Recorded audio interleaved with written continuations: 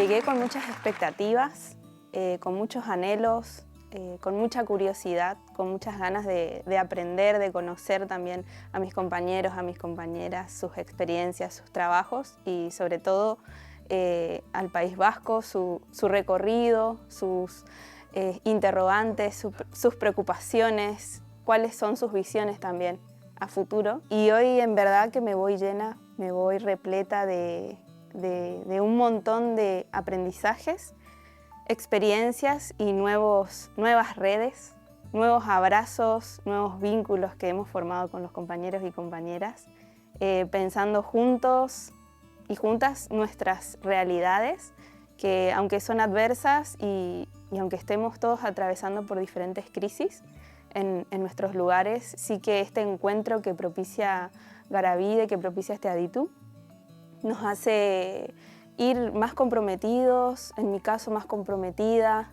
con mucho entusiasmo, con mucha ilusión también. Y con más ganas de seguir aprendiendo mi guaraní, el guaraní de mi lugar, de Corrientes.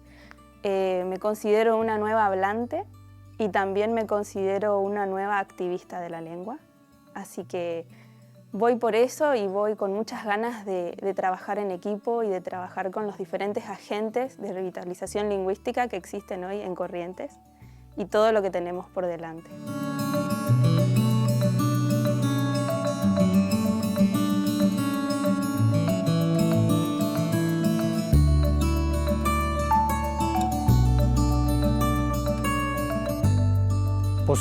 Pozik, eskertuta haiek gugan jarri duten konfiantza osoagatik eta haiengandik jasotzen dugun iritzi eta balorazioengatik. Gaur goizean hain zuzen izan dugu guztien balorazioa, ezta?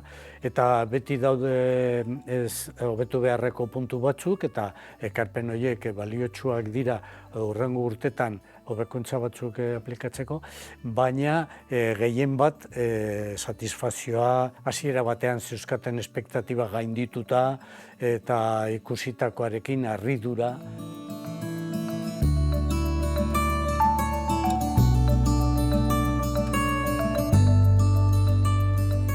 Kontuan izan behar dugu munduko hainbat lekutatik etorritako jendea dela, hainbat kulturetatik, hainbat hizkuntza duten pertsonak, ezta?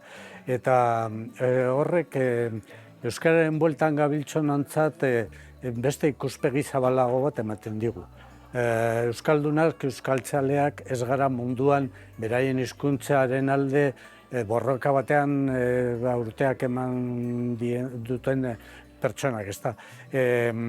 Beste herrialde batzutan ere badaude beraien hizkuntzaren aldeko kezka eta ahalegina dituztenak, ezta. Eta hori oso importantea da guretzat, ikuspegia zabaldu egiten zaigu. Gu ez gara munduko arraro bakarrak.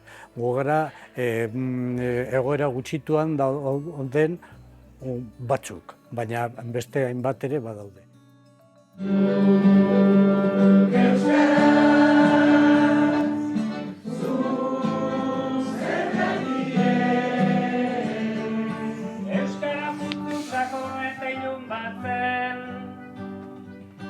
Euskara putzu sakonen teilun bat zen, eta zuek denok urgazi bat atera zenuten, handi